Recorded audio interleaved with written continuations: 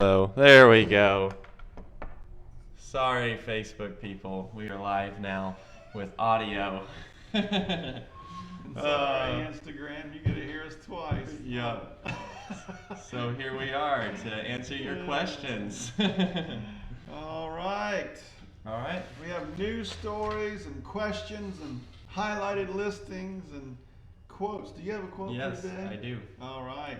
We are ready to go. Yeah, so if you're live with us, you can comment or message us, and we will answer your questions on Instagram or Facebook. So don't be shy. Put your name out there. Put your questions. There is no stupid questions, only dumb ones. So.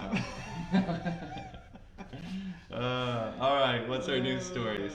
I don't know. We got a couple good ones. My big one was Indiana University beat Penn State football last weekend. That was a really good game. Yes, it was like the highlight.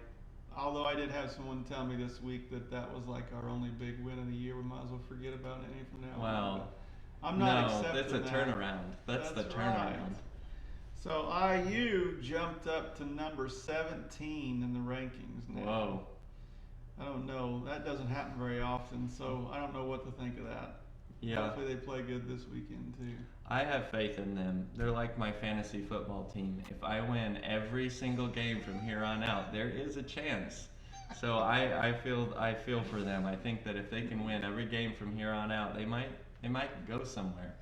I don't know where, but they might go somewhere. I had faith in Indiana too, but I was having a little bit more faith in them than your fantasy football. Yeah, probably.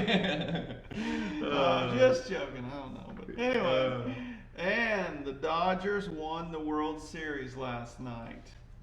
My question is, did anybody watch the World Series last night? No. I didn't watch it. You didn't watch it? it? Did they let any fans in? Because the last time I saw a baseball game, it was completely empty. I don't know if they did or not. It's kind of funny. But yeah. I think they were definitely down on their viewership, but I don't know how far down. See, that's the thing with baseball. They can't really afford to send their fans away because they won't have any fans. They're struggling as it is. Well, anyway, I have one other news story. Okay. I was gonna say 1 week from today, but that would be too late. You need to go vote. You got till Tuesday of next week to vote. So there you go. That's my news story. Get out there and vote. That's a news. If you don't vote, I don't want to hear you complaining in the next 4 years that it didn't go the way you wanted. And if you do vote, we don't want to hear you. Yeah, exactly. Either way, we don't want to hear you complaining. But go vote anyway. Go vote. All right, what are our questions? Okay, questions. I'll start with the first one. What is the first step to the home buying process? Don't tell me. Did you do our questions yet? Here's our questions. That way you can read along with us. Okay, what is the first step to the home buying process? What we're going to say, and you may get varying answers to this question, but ours would be go to your lender and get a pre-approval letter. Mm-hmm. Because if you're really wanting to buy and you do not have your lending in order, then it is going to be an issue when you go to put in an offer. So figure out who you're going to use as your lender, whether it be a local bank or a mortgage company or whatever be the case. Get yourself a pre-approval letter and then pick the realtor that you want to work with. And you can get Ethan and I's number off our website in case you're wondering what our phone number is. Yes. Yep, you sure can. Okay. Next question. Next question. Number 2, how much do I have to pay my realtor when I'm looking to buy a house? This varies. I don't know what Trent charges, but I normally charge like $50 a house, and you can pay me in a gift card or cash, either one. No, it is totally free for you to use a realtor to look for a house. At least it's in our office, it's free. I guess there are some realtors that could charge you extra, but it's not against the law for them to do that. But for the most part, it is completely free for you to use a real estate agent to go out and look at homes and purchase a home. They will walk you through the process and fill out all the forms and get you that home for free, because it is the sellers who pay for the real estate agents. And again, there's always exceptions to that rule, but that is for the most part the case. There you go. Although we do take bribes like, cookies or desserts, Are you going on the record saying you take bribes? to show a house. Oh, no, it's like Ethan said, we don't charge anything, but we just love to show homes. I'm going to be honest here. I don't really want your cookies. I have a thing where I will not probably eat the cookies you give me. Nothing against you. You do? Yeah, I kind of want them prepackaged. Really? I'm a little OCD about that. I'm probably not going to eat any cookies you bake me. So You're kind of picky. unless it has Oreo written on it. I will eat those. Okay, what are the most important things to know when I move into my first home? That's a good question. There's a long list of things you should know. I would say the first thing would be know that you had your electric and your utilities turned on, because if you didn't, it might be uncomfortable when you move in that home, especially this time of year. But you want to know how to turn off your main panel in your house. So if you have electrical issues, you know how to turn the power off, and how to turn off the main water. So if you have any kind of a water leak or issue, you can turn them off until you get help there. So I would say make sure your utilities and your power are all on, and then make sure you know how to turn your main things off, like water, electric, those type of things. So what do you think with that? I was just going to also mention, make sure you have a key. That would be bad if you're trying That's to move true. into your You don't home have a and key. you don't have a key. So there you go. That would be bad. Okay, let's see. Next question. What do I do if my offer is rejected on the home I really want? Well, it depends on what the situation is, but if they have not accepted another offer on that house, then you can offer again. And this time you'll probably have to offer a little bit more. Oh, there goes a car in the back. Let's take a moment of silence to look at that. Okay. You talk to your real estate agent. It varies case by case, but if the house is not under contract, you can offer again. There is no limit to the number of times you can offer on a house and get rejected. And The only love that. yeah. Your feelings might get hurt after the second or third time, but your real estate agent should be able to help you. And if they did pick somebody else besides you, there will always be another house, probably. So keep that in the back of your mind. Never heard that. Always, probably. Yes. Okay. How fast can I move in if my offer is accepted? There you go. That's a good question too. Did you offer in cash? Are you doing a government loan? Are you doing a conventional loan? I have no idea. Are you using a hard money lender? What are you doing? I don't know.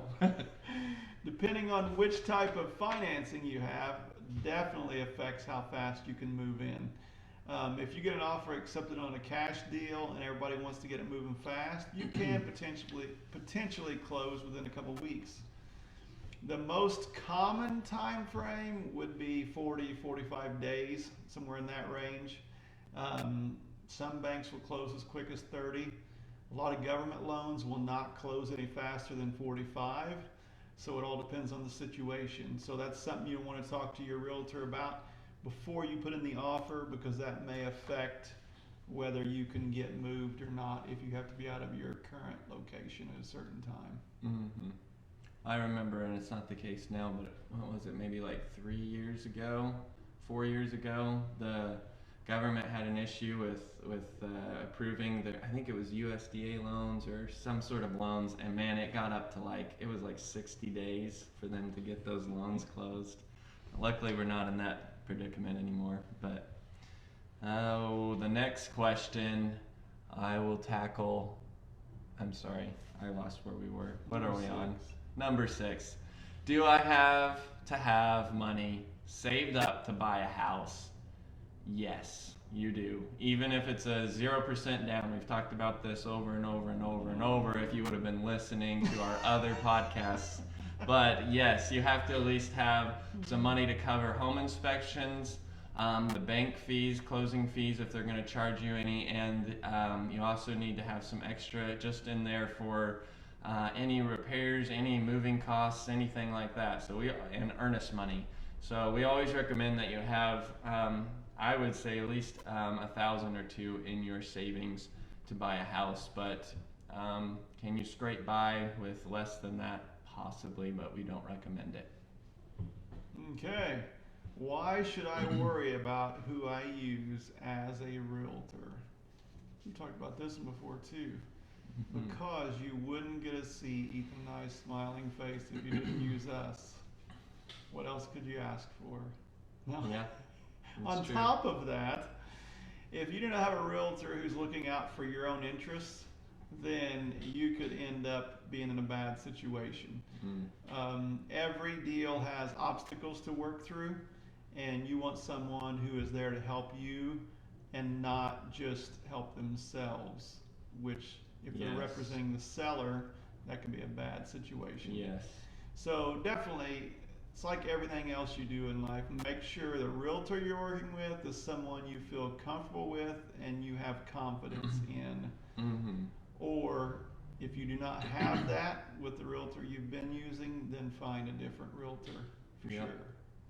Yeah, one thing too I would mention is make sure one way to spot a real estate agent you should probably not be working with is if they are more concerned about getting you to complete a transaction than get what you want out of your house or protect you as a client, whether or not that means they get a commission check. So if you feel like you have a real estate agent that keeps pressuring you to buy and it's not the house you want, maybe it's time to find a different realtor because they might just be wanting to close so they can get paid versus trying to actually help you. Or if you are a real pain of a customer, then it could be that you need the help. No, just kidding. I thought you were going to say if you had a realtor who took cookies as a bribe. Yeah, then you might need to find another realtor. Yes. Okay. Last question, and I think both of us might want to answer this one. What investment strategy have you had the most success with? There are lots of investment strategies out there, and I will just say this. I don't know if I've had enough experience to have like a proven strategy that I use, but we'll say this: there is no such thing as a get-rich-quick investment strategy. So if you are out there and you think you're going to make a quick buck by just doing this whatever scheme, whatever investment, more than likely there's always a catch, or else everybody in the whole world would be doing that thing. So when you're investing, think long term. Think, is this going to be a good investment down the road if I don't make a lot of money on it on the short term? So always have backup plans and always look farther out than human nature really wants you to. That's a good one. I like that. I would say in a similar mindset, always know if you're going to invest money, there's always risk. So if you found the perfect one with no risk and you're going to make all this money, more than likely you're missing something. Yep. Real estate is obviously a good investment because people have proven for years and years that you can make money that way. The problem with real estate is, like so many things, it goes up and down. So are you buying when the prices are up, or are you buying when the prices crash because of the economy? If you know you're in a good buying cycle, then definitely real estate's a good investment if that's something you're good at. If you just want to invest in real estate and you have no idea what you're doing and you don't want anything to do with it, then you better have a good realtor you're working with and a good management company to take care of it for you. Obviously, there's all different types of real estate investment, but that's something you would want to talk to someone that has done that, that you trust. So if real estate's something you're interested in, which is a good option, then talk to someone you trust who has experience in real estate and they can help you in what would fit your needs and your personality the best as far as a good investment. Right now it's kind of hard because we are in an up market. Things are selling pretty high and they're selling fast. So the chances of getting a real cheap deal is pretty slim at this point. Around here anyway. Maybe there's some areas it's not that way, but it's definitely something to check into if you like real estate. Just make sure you have a mentor or someone who can help you through that process. Yep, for sure. Yeah, always go for mentors in any area that you are not experienced in, especially in investing where you could lose your shirt. It's always good to get somebody who knows more about it than you do and has lost their shirt first, so that you're not walking around shirtless, and then that would be embarrassing. So, yeah, get a mentor. Wow. All right, that's the end of our questions. All right, we're moving on to our highlighted listings. We have a couple to share with you. Do you want to You can do first yours. one? No, you can go for it. Okay, I'm going to share a home on Gilmore Road, and those of you on Facebook see a picture. We have the wrong. And it's not the picture I would have picked, We'll just but move that off it's a real quick. picture. It's kind of blurry on our screen, so Instagram, you're not really missing anything because it looks kind of blurry on there to me. Yeah, it's like got lines through it. But anyway, Who was the photographer? This is a nice home. That wasn't like me. That was not my picture. This is a nice home on 11.76 acres. It is 3 bedrooms, 2 baths. It has 1,968 square feet. And it's definitely one that if you're looking for a little farm or a place to raise a family that has room, this is the one you'd want to look at. It has a pole barn with it, and the pole barn is a 50 by 34. It has a little outbuilding, plus it has a 2-car attached garage.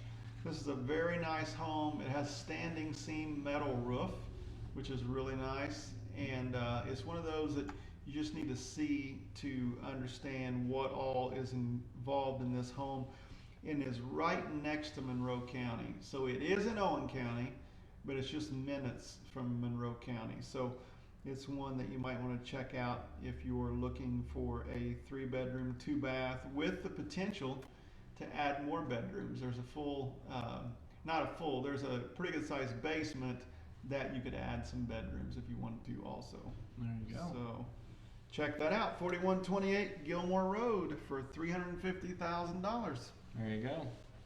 And the other property that we have is just land and some pole barns.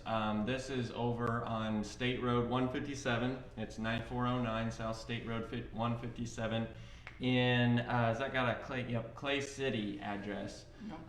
It's got 27.5 acres. We've got it listed for $149,900. It does have 2 pole barns, one that's 34 by 46 and then one that is 23 by 42. And the one has it's 2-story, it's got a loft, and then it's also got a 10 by 8 run-in shed, and the pasture is fenced in as well. So that whole 27.5 acres is fenced in. So yep, definitely if you're looking for an area to raise some cattle, as you can see there in the picture, we got a cow posing for the picture. But if you're looking for some farmland, some pasture land, and some barns in the Clay City area, this is definitely one you'll want to check out. All right, we're ready for ending quotes, aren't we? Yes, we are.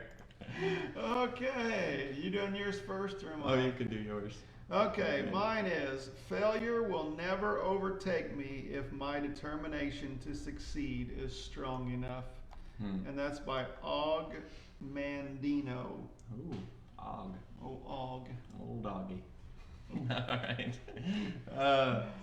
Failure. Okay, can you say that again? Wait, can you say that again? I kind of was spacing out. Failure will never overtake me if my determination to succeed is strong enough. There you go. That is good. That's a good one. Hey, Og, when Ethan says it's a good one, you have made it. All right, mine is by Charles Kettering. Said, if you want to kill any idea in the world, get a committee working on it. I thought that was funny. That's pretty realistic. Yeah, unfortunately, that's true. So, anyways, don't send your ideas to the committee, and we'll see you next week here at Keith Realty TV. Have a good week, everyone. Thank you right. for tuning in, and post any questions before Yep. next week. For sure, and we'll answer them probably. See you guys. See ya.